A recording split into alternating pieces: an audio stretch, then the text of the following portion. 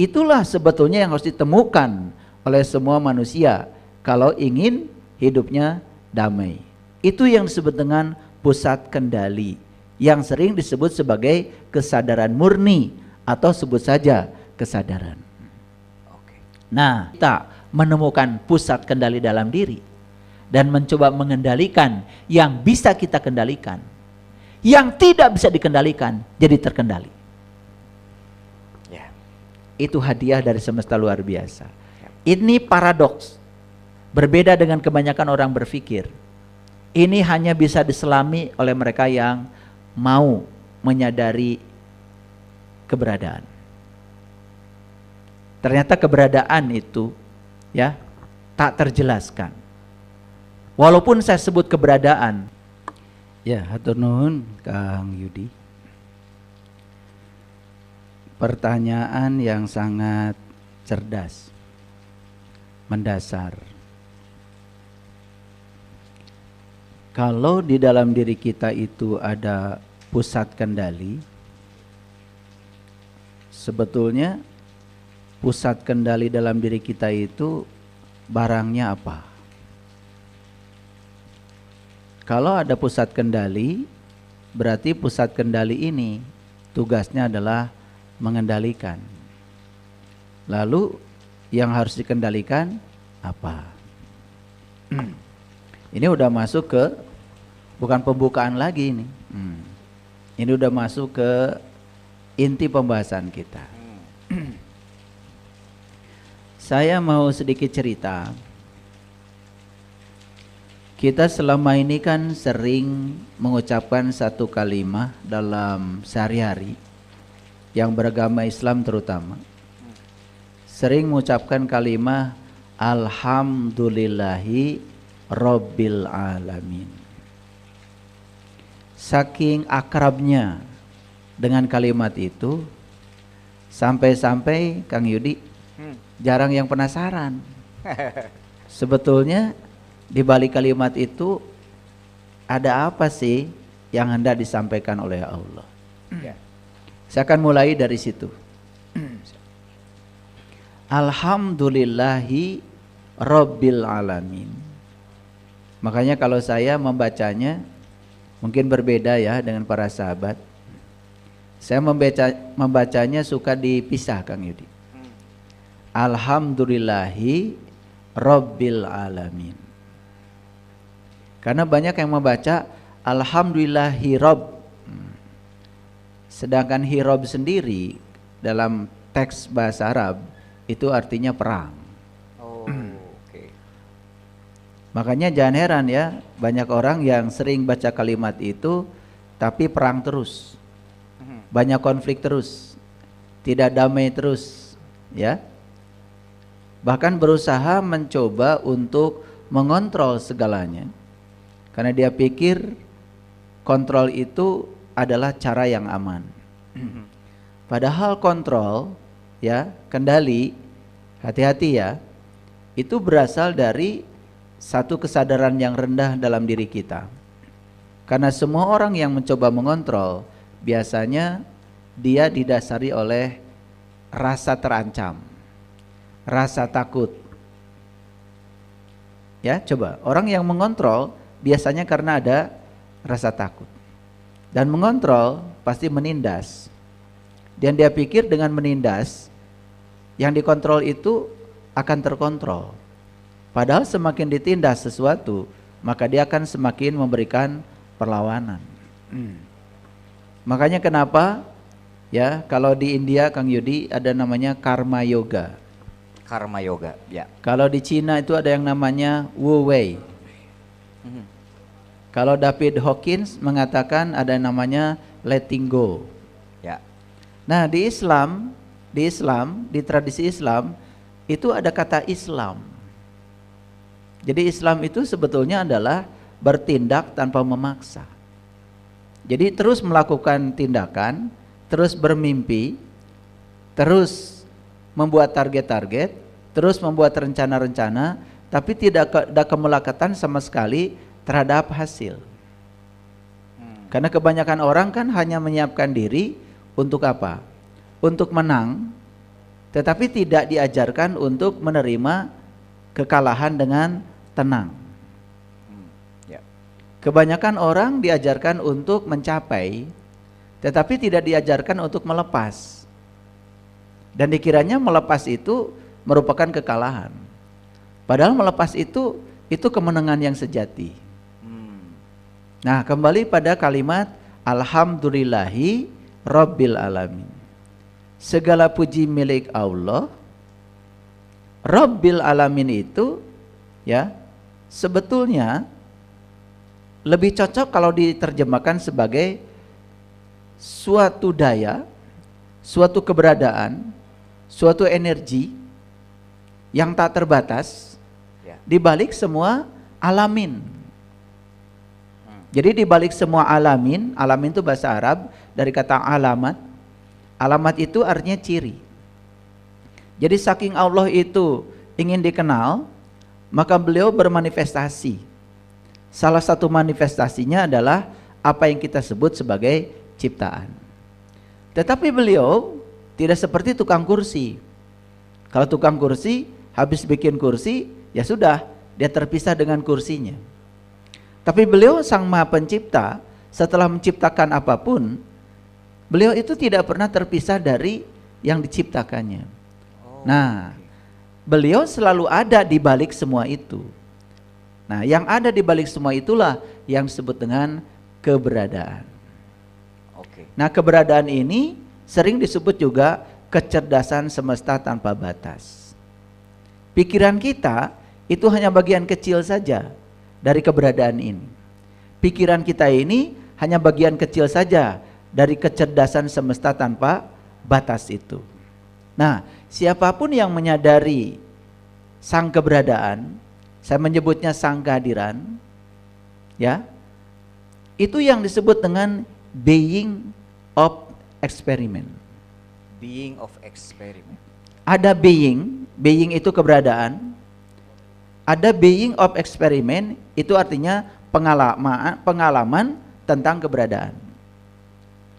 Jadi keberadaan itu ada, meliputi semuanya. Tapi ada yang menyadari keberadaannya, ada yang tidak menyadari keberadaan itu. Nah, mereka yang menyadari keberadaan itu yang disebut dengan sedang mengalami experience of being.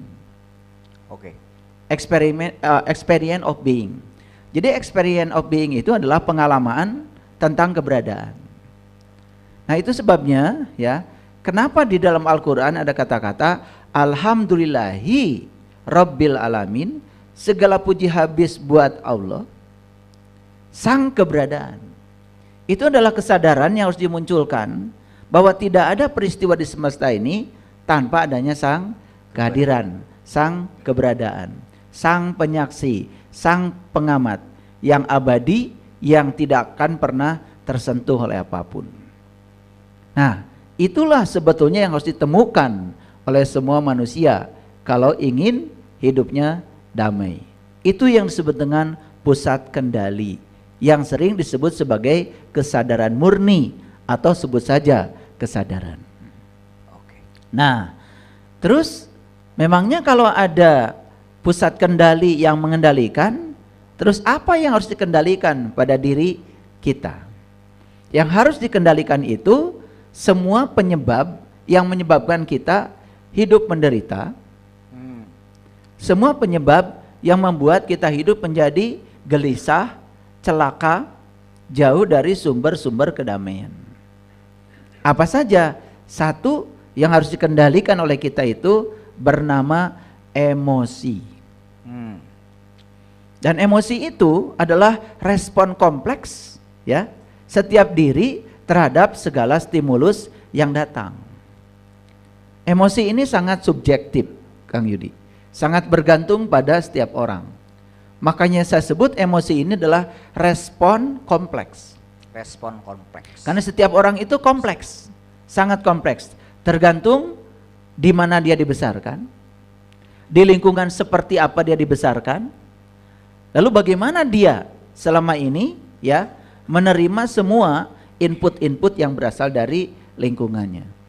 Maka disebut sebagai ya respon kompleks terhadap stimulus yang datang dari luar atau rangsangan yang datang dari luar. Yang kedua, emosi itu terkadang juga bukan subjektif, tapi juga fluktuatif. Sangat tidak terkontrol, sangat fluktuatif. Ya, lihat coba orang kadang-kadang mengalami kesedihan, sedih sekali, ya, mengalami kebahagiaan, bahagia sekali, ya.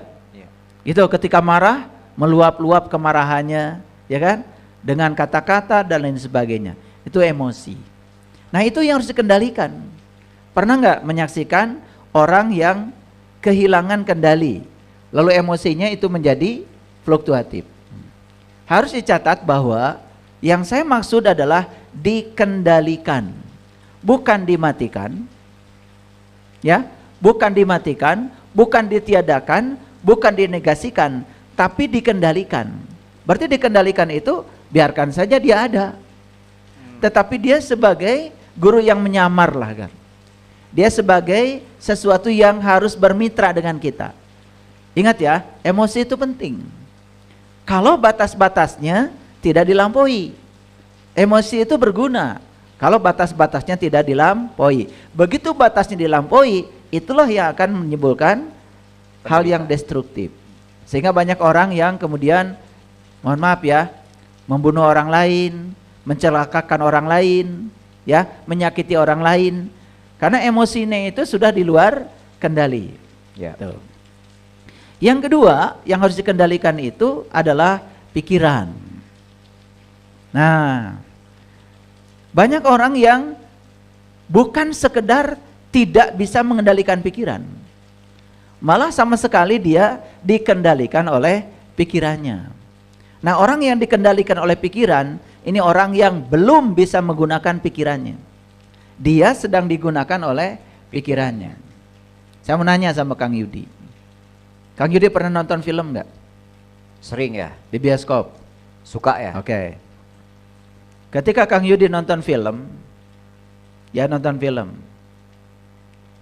apapun judulnya, sering larut nggak emosi Kang Yudi ke dalam alur cerita film itu? Sering ya, bahkan ada ikut marah, malah kadang meneteskan air mata. Oke. Nah, ini contoh yang bagus ya. Kalau saya terus terang, sampai sekarang itu belum bisa menikmati film. Jadi kalau ke bioskop itu, saya minta disediakan makanan aja sama anak-anak. Padahal sudah di VVIP, ya, atau disediakan bed yang saya bisa tidur. Jadi untuk menyenangkan anak-anak, saya tetap pergi ke bioskop, tapi saya tidur. Kenapa? Karena saya sadar sebetulnya yang saya tonton itu bukan kebenaran. Jadi saya itu karena seringnya meditasi, sudah ada jarak antara pikiran dengan kesadaran saya. Sehingga ketika saya nonton film, saya seperti sedang nonton pikiran saya. Makanya kalau pikiran saya sedang bicara, self talk misalkan, Ya. atau overthinking misalkan, saya tidak percayai, biarkan aja. Jadi pikiran itu ya sudah diberi jarak oleh saya, sehingga ketika dia bicara, saya tidak pernah larut apa yang sedang dia bicarakan. Karena apa? Saya kan hidup dengan tubuh, dan tubuh itu hidup saat ini.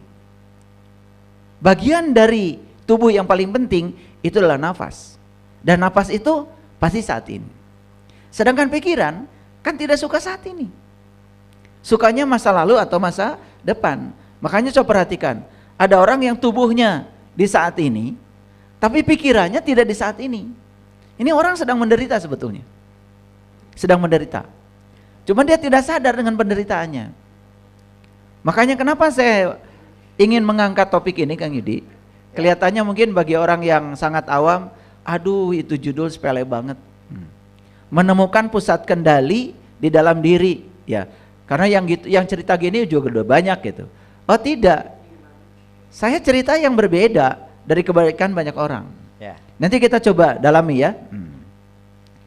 Ini Bapak Ibu, tadi Kang Yudi kan nonton film, sampai meneteskan air mata, sampai ikut marah, sampai berpihak misalkan kepada yang punya lakon, sampai membenci yang antagonis di lakon itu. Lebay pokoknya ya. Ini Kang Yudi ini sebetulnya seperti ada arus air di sungai.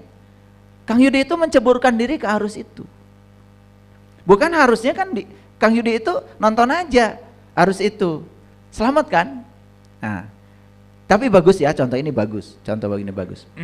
Harus ada contoh yang kayak gini. Makanya saya bilang tadi ke Kang Yudi, kok saya nggak bisa sampai sekarang. Kalau saya nonton film itu, saya tahu kalau itu bohong. Jadi saya tidak bisa, apalagi harus larut, ya, apalagi harus nangis, kan bohong gitu loh. Dan mungkin karena terlalu terbiasa saya menjaga jarak antara saya dengan pikiran, si kesadaran, si keberadaan, ya, dengan pikiran saya. Jadi saya di mana-mana itu ya, kalau nonton sesuatu, apalagi telenovela atau sinetron, ya makanya saya tidak tertarik. Kenapa? Kan itu bohong gitu. Nah sama seperti pikiran. Nah ini Bapak Ibu, nah bahaya ya. Bapak Ibu kan sering percaya ketika pikiran sedang bicara. Betul nggak? Ketika pikiran bilang gini, jangan pergi ke sana, macet. Padahal itu kan bohong.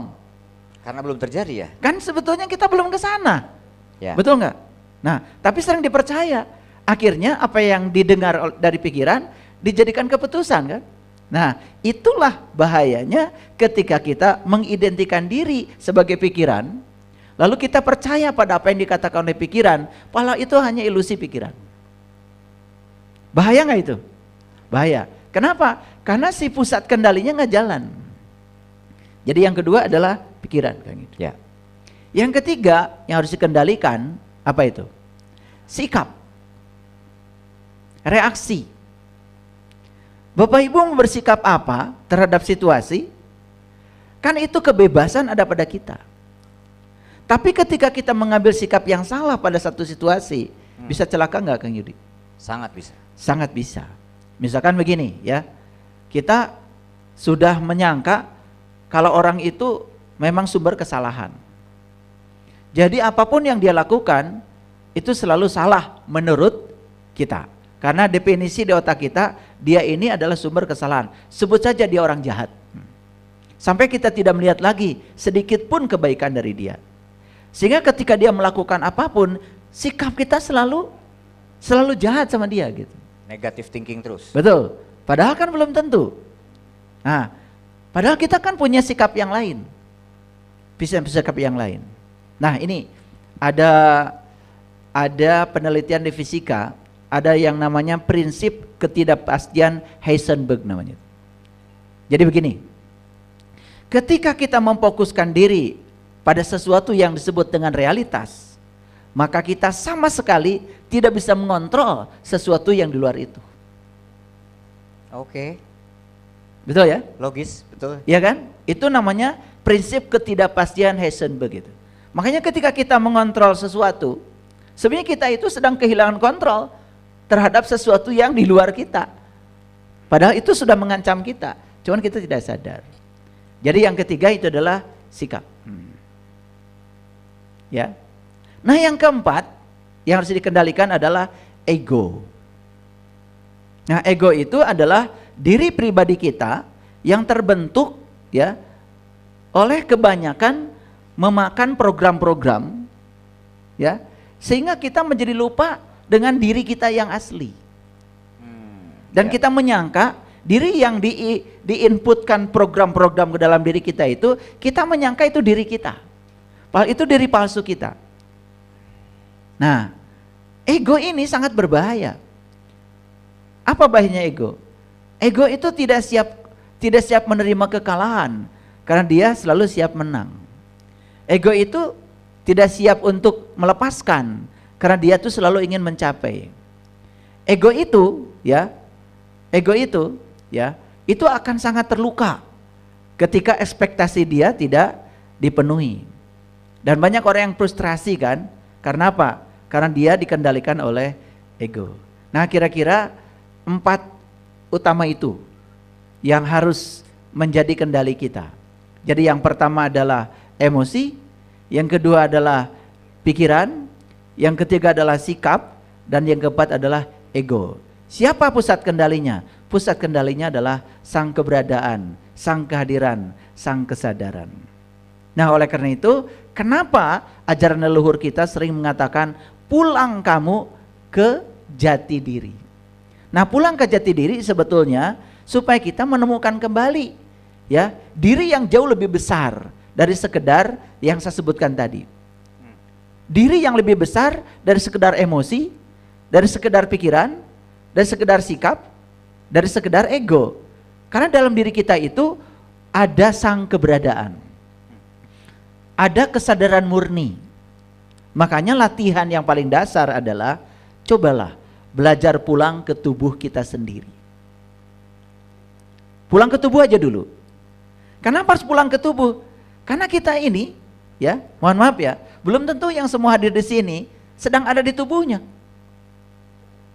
Belum tentu. Siapa tahu sedang ada di dalam imajinasi pikirannya. Sedang di mana gitu loh. Atau sedang di masa lalu. Atau sedang di masa depan. Sedangkan tubuh adanya di saat ini. Jadi pulang ke dalam tubuh berarti pulang ke saat ini. Nah, sekarang mau saya tanya, bagian yang paling penting dalam tubuh apa menurut Bapak Ibu? Apa? Nafas. Bagian yang paling penting di tubuh kita nafas. Berarti pulang ke dalam tubuh sebetulnya kita pulang kepada satu ruang sunyi yang sangat suci yang bernama nafas. Ketika kita pulang ke nafas, maka disitulah kita sedang the power of now. Kita sedang memasuki saat ini. Nah, kebanyakan kita tidak suka berlama-lama berkunjung ke saat ini. Makanya coba ada latihan mindfulness, ada latihan meditasi. Bahkan tadi ya, saya langsung share ya ketika saya sedang olahraga. Saya kalau olahraga ya, mulai dari saya pakai baju, saya sadari, saya hadir. Bagaimana tangan itu bisa mengancingkan baju, saya sadari. Begitu tangan bisa pakai sepatu, mengencangkan tali sepatu, saya sadari. Saya kemudian merasakan betapa ajaibnya ya tangan ini. Bagaimana Allah menciptakan tangan ini begitu fleksibel. Ya, mengikatkan tali sepatu bisa. Semua melakukannya bisa. Karena saya sadari, akhirnya saat saya sedang memasangkan tali sepatu itu mau olahraga, air mata saya mengalir. Sangat mengagumkan hidup itu. Saya bernafas, nyaris tidak diperintah oleh saya.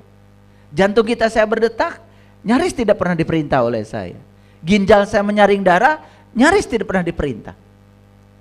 Bayangkan betapa besar cinta kasihnya sang keberadaan. Tanpa perintah kita, semua diberikan sepenuhnya kepada kita. Cuman karena kita jarang hadir, jarang berada di sini, waktu sedang mengikatkan tali sepatu, otak kita sudah bergerak maju ke depan, mau lari. Dan saya nggak mau.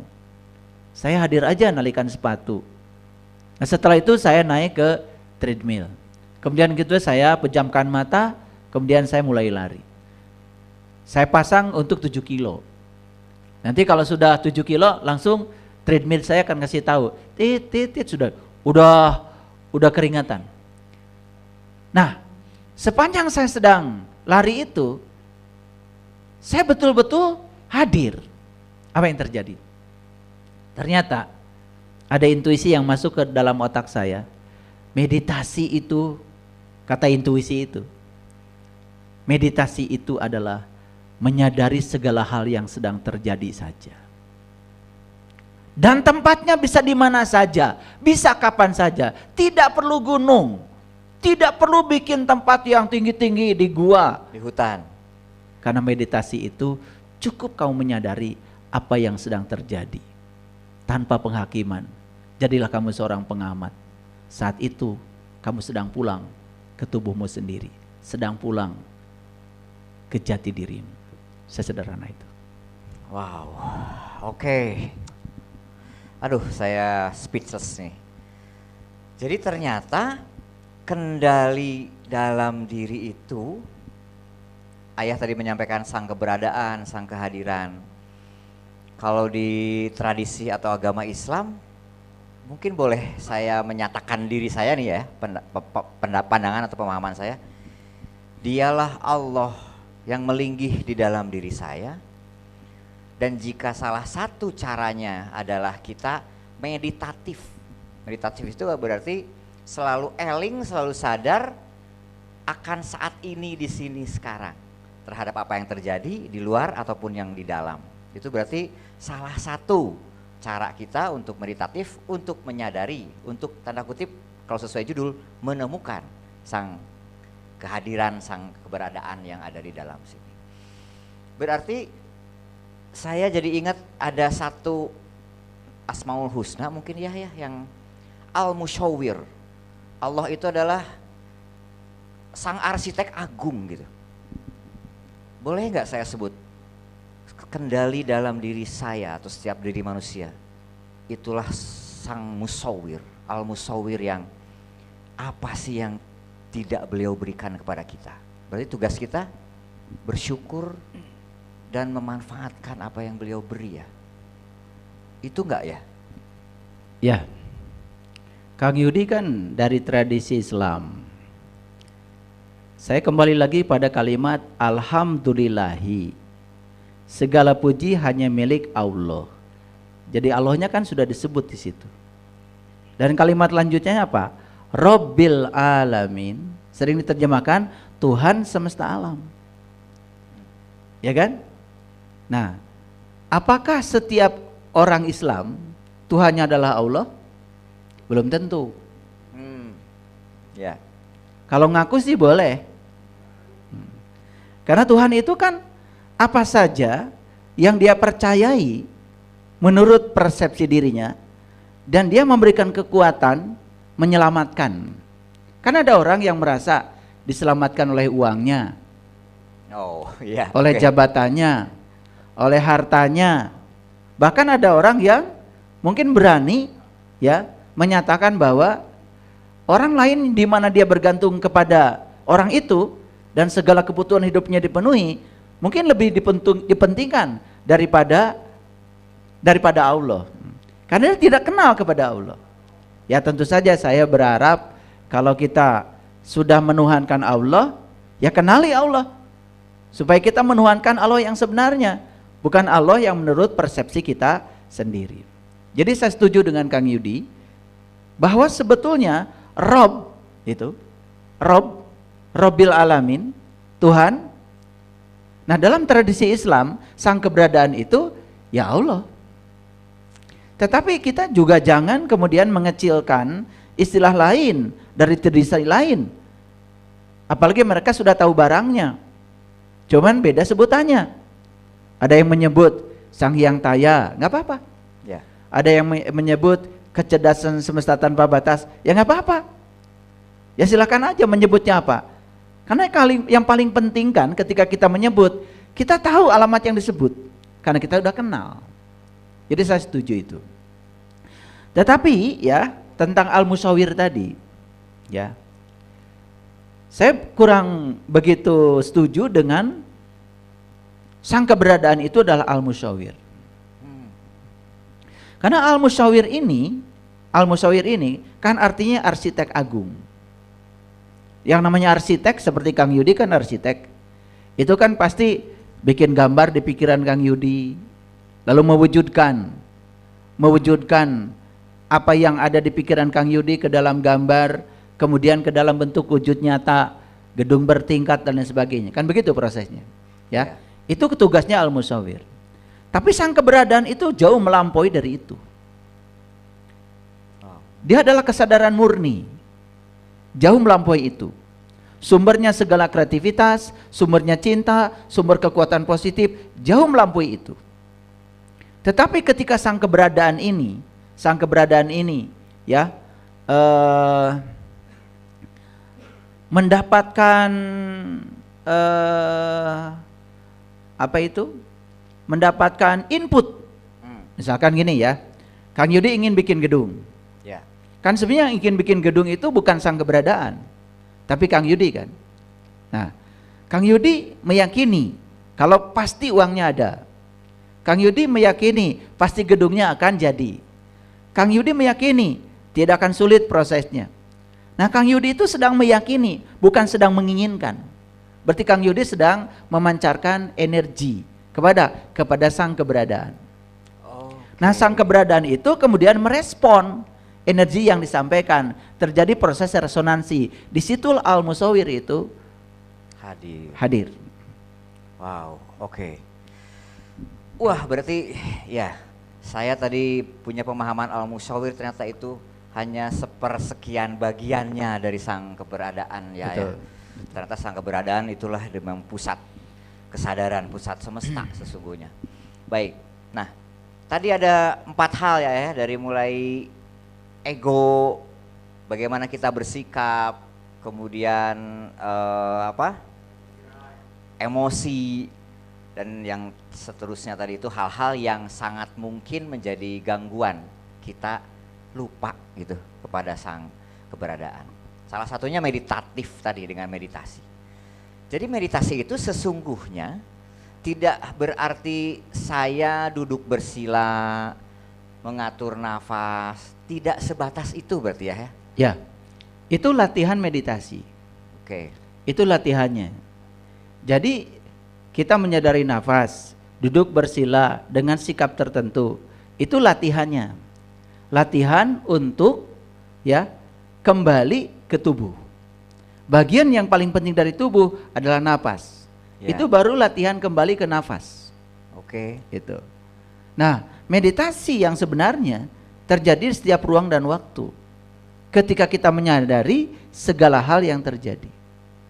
Apa saja yang terjadi, termasuk yang sedang terjadi di pikiran. Tidak hanya yang di luar dari diri kita, yang di dalam diri Yang di kita dalam. juga. Misalkan gini, Kang Yudi mau meditasi. Apa sih tujuan meditasi? Kan sebenarnya tujuan meditasi itu adalah melampaui pikiran. Melalui pikiran. Karena kita sadar ada kecerdasan yang jauh melampaui pikiran. Itu sumbernya kreativitas, sumber cinta, ya, sumber kekuatan positif ada di situ. Ya. Ya. Jadi Kang Yudi ingin mengakses itu karena menyadari betapa terbatasnya pikiran. Ingin memasuki sesuatu yang jauh lebih besar dari sekedar pikiran.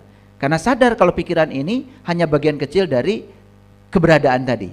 Nah, kemudian Kang Yudi ingin mengakses ke sana. Nah, tadi latihan meditasinya adalah menyadari napas. Yes. Karena apa? Karena ketika kita menyadari napas, coba latihan. Pikiran kita itu ketika kita menyadari napas, pikiran itu jadi tidak terlalu sibuk. Energinya itu seolah-olah diserahkan pada kesadaran ketika menyadari napas. Tapi meditasi yang sebenarnya sebetulnya adalah menyadari segala hal yang terjadi tanpa penilaian, tanpa penghakiman. Jadi seperti langit yang sedang menyadari datang perginya awan. Perhatikan saya. Makanya ketika sedang meditasi, ada yang datang di pikiran, ya biarkan. Ada yang pergi dari pikiran, ya biarkan. Kenapa? Langit itu tidak pernah jadi awan. Dan awan tidak pernah bisa merusak langit. Jadi sebetulnya ya, setiap orang tuh harusnya tidak ada yang terluka, Kang Yudi. Seharusnya ya. Seharusnya. Setiap orang itu tidak ada yang sakit hati, seharusnya.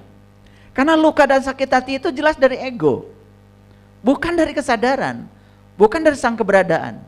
Kita yang sebenarnya bukan awan putih, bukan awan hitam. Kita yang sebenarnya adalah langit yang menyaksikan awan putih dan awan hitam datang silih berganti. Makanya termasuk yang terjadi di pikiran itu jangan di stop. Banyak orang yang salah mengajarkan meditasi. Ya pokoknya meditasi itu menyetop yang ada di pikiran. Oh, udah salah. Saya kasih tahu ya salahnya. Begitu pikiran di stop, dia semakin menguasai kita. Karena segala sesuatu yang ditekan, pasti dia akan memberikan perlawanan. Itu hukum alam, itu namanya aksi reaksi. Jadi bukan semakin merendah, dia semakin menguat energinya. Tapi ketika pikiran itu ditonton saja oleh kita, makanya kita ini sebenarnya bukan yang berpikir. Kita ini adalah si pengamat bagi yang sedang berpikir. Makanya ketika pikiran datang, apapun pikiran itu, tonton saja. Jika perlu, katakan, saya sedang menyaksikan kamu. Saya mengakui kamu ada. Silakan kamu datang. Silakan kamu pergi. Saya tidak akan menilai kamu. Begitu. Tetapi bukan berarti pikiran itu buruk ya, jangan lupa. Pikiran ini mitra. Pikiran ini alat.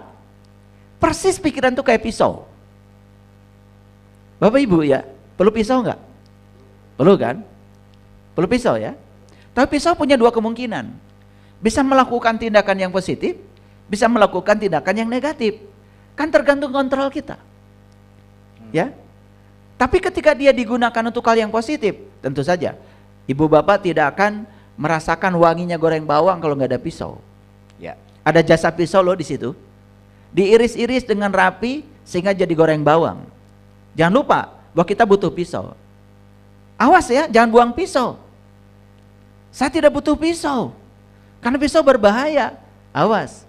Berbahaya bagi mereka yang tidak bisa mengendalikan pisau itu. Ya. Bagi dia yang bisa mengendalikannya, dia adalah sesuatu yang harus menjadi mitra kita. Ini hati-hati ya. Banyak yang ingin mencoba mematikan pikiran. Padahal pikiran itu mitra, alat. Tidak ada temuan seperti yang sekarang kita rasakan, termasuk mic yang dipegang Kang Yudi, HP Kang Yudi, laptop saya, mic saya. Tidak ada teknologi ini kalau tidak ada pikiran. Ya. Semua produk teknologi itu buah pikiran. Jadi jangan coba-coba kemudian menegasikan pikiran. Karena pikiran itu penting, dia sebagai alat.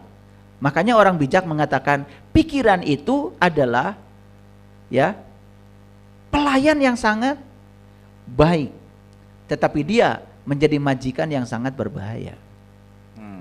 Nah, makanya kita harus tahu batasnya. Batasnya.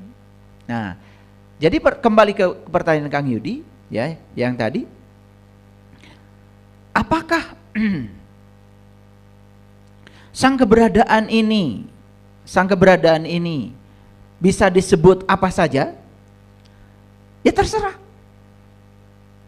Mau disebut Allah, mau disebut Sang Hyang Taya, mau disebut apa saja.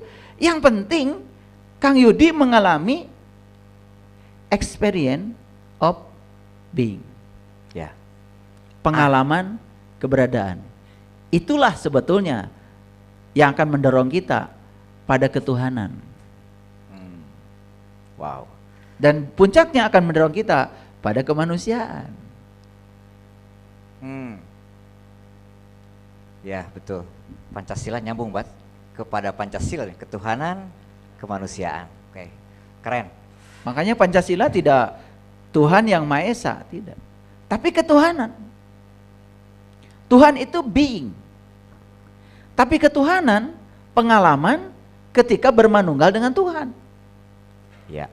Makanya siapa yang menyadari ketuhanan yang Maha Esa, berarti dia menyadari bahwa dia siap untuk bermanunggal dengan dia sang keberadaan untuk menyerap sifat-sifatnya sehingga dia kesipati sifat-sifat dari sang keberadaan, yaitu kesadaran. Terbayang gak kalau Allah itu terluka? Kebayang gak kalau Allah itu tersinggungan kayak kalian? Terbayang gak kalau Allah itu melakukan penghakiman? Benar salah, baik buruk, suka tidak suka. Terbayang nggak kalau Allah itu misalnya berpihak ke Persib, tetapi tidak berpihak ke klub lain misalnya? Kebayang nggak? Coba bayangkan ya, setiap klub mau main bola, kan doanya kepada Tuhan yang sama. Iya betul. Tapi Allah tidak bingung.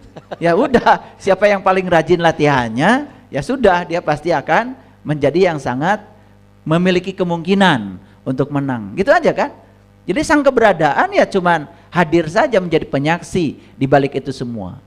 Ya, jadi jangan percaya ya. Ini klub-klub sepak bola misalkan tiba-tiba ada orang yang menyatakan kalau didoakan sama saya nanti akan menang misalkan gitu ya. Yang penting kasih duit sama saya, gak usah latihan gitu. Tuh, gak usah, jangan percaya itu, jangan percaya. Itu sudah berlawanan dengan sifat keberadaan. Gitu Kang Yudi. Siap Ayah. Baik, kesimpulan yang tambahan lagi bagi kami ini bahwa sang keberadaan itulah pusat kendali kita. Mau dimaknai seperti apa, itulah sang kekuatan terbesar di dalam diri. Kalau tadi di Islam nyebutnya Allah, Sang Hyang Taya atau apapun, bagaikan air mungkin ya, mau disebut water, disebut air, disebut cai, silahkan. Yang penting kita sudah menikmati rasa dan sejuknya air. Siap, itu satu. Nah, saya mau balik lagi ke yang tadi 4 besar yang menjadi gangguan kita untuk jadi lupa kepada sang kesadaran, sang keberadaan. Ada ego, ada emosi, ada pikiran, ada sikap atau reaksi. Apakah itu hal yang tanda kutip punya kamar masing-masing terpisah-pisah ya? Ataukah itu seperti adik kakak dalam satu keluarga? Awalnya hadir sang ego, ego jadi membuat emosinya hadir, emosi membuat pikiran terganggu, keluar dari batasan tadi, sehingga bereaksilah jadi sikap yang tanda kutip tidak seharusnya. Apakah ada urutan sambungan seperti itu atau sesuatu yang terpisah-pisah ya? Ya, setuju sekali. Sebetulnya itu bukan satu kesatuan yang terpisah. Ya. Cuman dalam ranah sains, dalam ranah psikologi, itu terkadang supaya gampang untuk memahaminya, kemudian dibuat pemisahan-pemisahan seperti itu. Itu hanya pendekatan pembelajaran aja.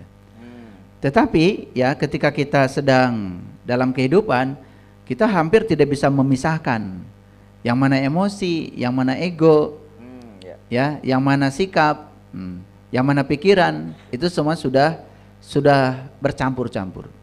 Tapi yang paling penting dari itu adalah, coba perhatikan. Pernah nggak Kang Yudi memahami kenapa orang marah? Karena reaksi dari sesuatu yang masuk ke telinga, ke mata, dia nggak suka. Oke. Jadi sebetulnya ketika dia sedang marah, kan sebetulnya dia sedang melumpuhkan. Ketika dia sedang marah, dia itu kan sebetulnya sedang memberi makan pada ego. Oke.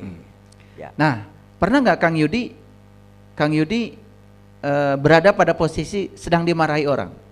Sering ayah. Oke. Apa yang Kang Yudi lakukan? Mengelus dada. Dan ya kadang saya kesel ya. Seringnya kesel malah. Kalau bukan ini mah saya gitu ya. Iya. Biasa ya, manusiawi ya. Ya. Jadi sebetulnya ketika Kang Yudi itu bereaksi marah kepada orang yang marah pada Kang Yudi, sehingga Kang Yudi itu sedang melumpuhkan diri Kang Yudi. Merugikan saya sendiri. Karena Kang Yudi sedang dikendalikan oleh pihak lain. Ya, ya. Ketika kita gampang dikendalikan oleh pihak lain, itu bukti bahwa di dalam diri kita sang kekuatan tadi, sang keberadaan tadi, ya, sang kehadiran tadi nyaris tidak berdaya. Makanya sebenarnya orang-orang yang sakit hati itu karena sang keberadaan dalam dirinya tidak berdaya. Orang yang keselan, ya, orang yang marah, ya, itu ada orang yang sang keberadaan dalam dirinya itu nyaris tidak berdaya. Sebenarnya dia itu ya tidak sedang menjadi dirinya sendiri, bahkan melupakan dirinya. Dari diri sejatinya itu dia lupakan. Ada satu kekuatan dalam dirinya yang luar biasa, tapi dia tidak menyadarinya kekuatan itu. Sehingga kekuatan itu nyaris tidak bisa menjadi kendali. Nah, akhirnya apa? Dia dikendalikan oleh situasi, dikendalikan oleh pihak luar.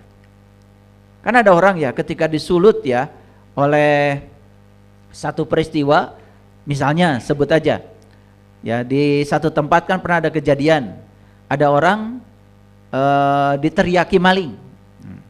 Nah, kemudian dia itu langsung saja ngambil tongkat, ngambil apa ya, tanpa bertanya.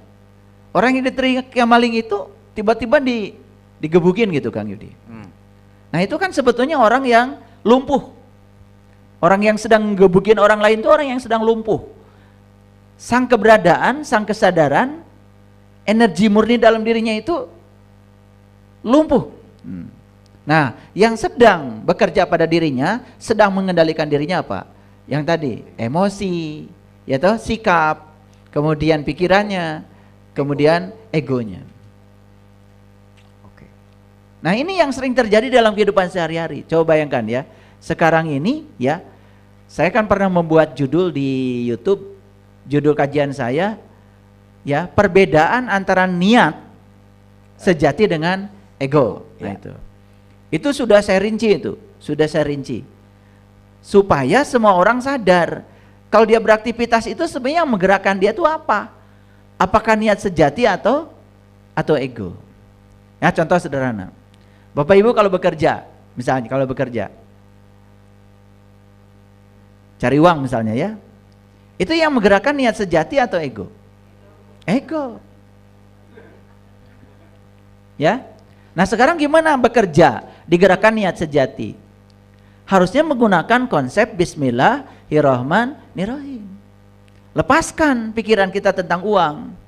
Sudah saja saya ingin menjadi kepanjangan tangan Allah, menyampaikan cinta kasih Allah lewat pekerjaan saya, keahlian saya, profesi saya kepada orang yang butuh pertolongan saya, gitu. Kan uang sebetulnya tidak usah dipikirkan, pasti akan mencari kita.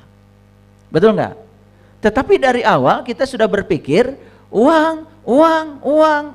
Nah, ego ya ketika tidak mendapatkan uang itu, apalagi mendapatkan kegagalan, pasti dia akan marah kan? Betul nggak?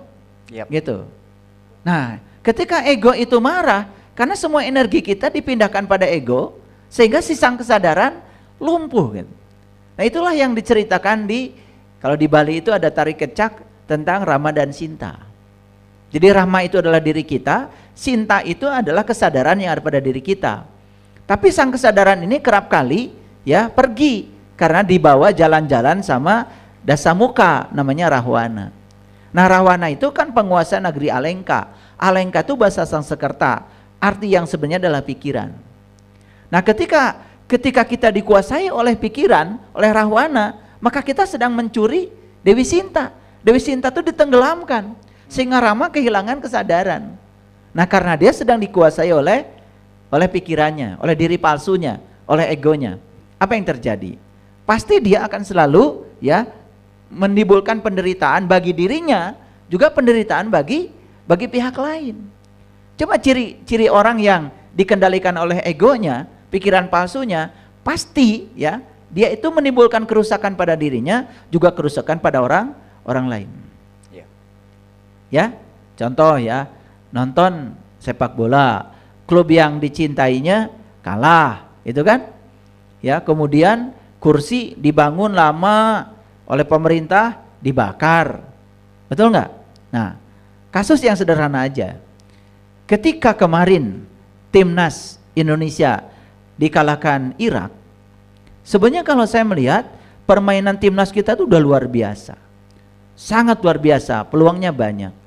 Cuman karena tidak menang, tiba-tiba air mineral, saya belum pernah melihat pemandangan di luar negeri di mana botol air mineral itu dilempar ke lapangan, belum pernah melihat itu.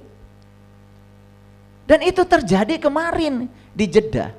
Dan pelakunya pendukung timnas Indonesia pakai burung Garuda. Siapa yang sedang mengendalikan dia? Saya sebenarnya nonton pertandingan kemarin itu malu, sangat malu, sedih sekali. Ya, karena ego itu hanya menyediakan ruang untuk menang. Makanya kata-kata yang keluar dari ego apa? Ya, harga mati, harus menang. Dan kata-kata itu meluncur dari pejabat, manajer, betul nggak? Itu dari orang yang mengatasnamakan dirinya itu, katakanlah panggede gitu. Nah rakyat yang kecil itu tidak siap. Nih kalau saya ya jadi manajer, ya pasti akan saya bilang, dalam sepak bola itu cuma dua kemungkinannya, menang dan kalah. Kita sudah berusaha semaksimal mungkin, tapi kemungkinan itu 50-50. Yuk kita belajar menerima. Ketika menang kita senang, ketika kalah kita tenang. Kalau saya begitu, tapi kan saya bukan manajer klub manapun Kang Yudi, kecuali klub Tarkam lah barangkali, pernah saya dulu. Nah ini, dan ini kan sangat berbahaya.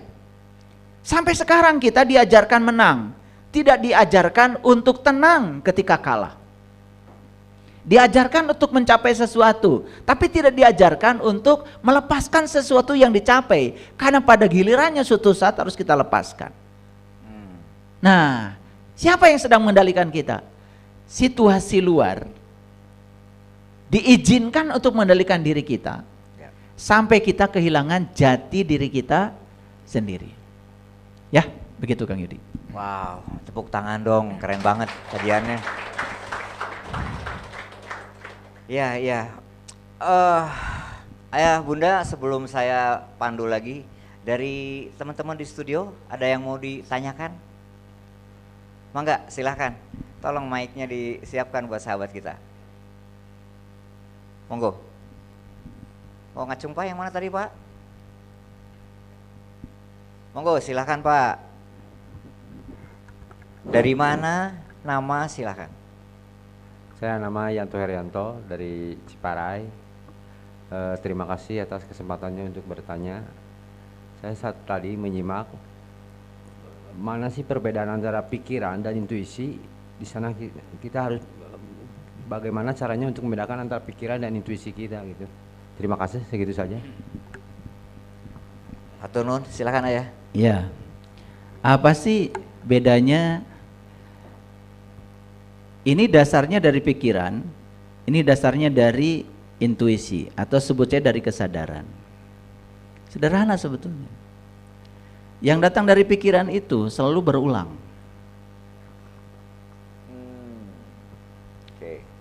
Makanya yuwaswisu, ya, selalu berulang. Kalau yang datang dari intuisi tidak pernah berulang, cuma sekali. Contoh gini ya. Kita mau melakukan kebaikan, intuisi sudah bilang, sudah lakukan saja, cuma sekali. Tapi kemudian, ya, kemudian datanglah yuwaswisu dari pikiran, ya. Misalkan capek, nah, sudah. Berikutnya datang lagi, kan kamu baru datang. Berikutnya kan, enak aja, masa melakukan itu lagi? Nah, terus saja berulang-ulang. Sampai dia itu berhasil. Itu bedanya. Makanya kalau intuisi itu tidak pernah ada pengulangan. Makanya saya kalau dapat intuisi itu langsung saya catat. Saya kalau lagi olahraga nih, dapat intuisi, saya stop dulu treadmillnya, saya turun, saya catat. Makanya saya sudah punya note khusus untuk mencatat semua yang datang dari intuisi. Karena kalau tidak buru-buru dicatat, itu lupa Pak Yanto. Itu aja bedanya, ya. Tentu saja perbedaan berikutnya, kalau yang berasal dari kesadaran diikuti, pasti akan menimbulkan berkah, pasti akan menimbulkan manfaat, pasti membawa kebaikan. Tapi yang berasal dari pikiran, pasti akan menimbulkan dampak-dampak yang berbeda, ya, begitu. Nah, terus begini, kadang-kadang kan kita suka bicara, Kang Yudi, mau kemana Pak Yanto? Saya mau ikut pencerahan. Tapi kalau ditanya, emang pencerahan itu apa? Nah, mulai bingung kan biasanya, ya. Kalau ditanya kan biasanya bingung. Sebenarnya pencerahan itu apa sih? Kalau saya mengatakan pencerahan itu adalah kalau kita punya kesadaran akan adanya keberadaan, dan kemudian kita tinggal di keberadaan itu dalam rasa berkesadaran, itulah pencerahan. Oke. Paham ya? Saya bikin kalimatnya supaya sederhana ya. Ya. Jadi kalau Bapak Ibu ingin hidupnya tercerahkan terus, sederhana. Yuk pulanglah pada kesadaran akan keberadaan. Lo tinggallah di keberadaan itu dalam rasa berkesadaran.